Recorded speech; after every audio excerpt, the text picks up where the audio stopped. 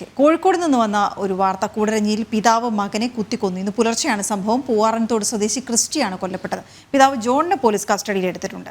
Google K Venugopal വിവരങ്ങൾ നൽകും. Google, എന്താണ് സംഭവിച്ചത്? എന്തിനായിരുന്നു ഈ കൊലപാതകം?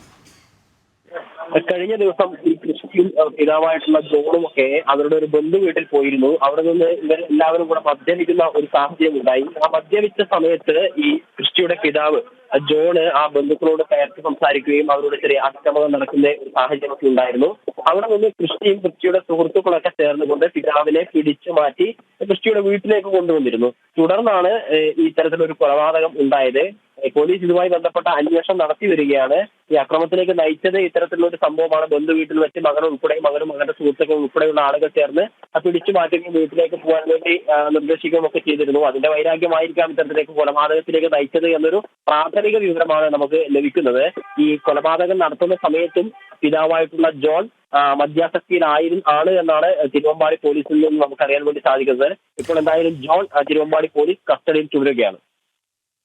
ഓക്കെ, ശരി ഗോകുൽ.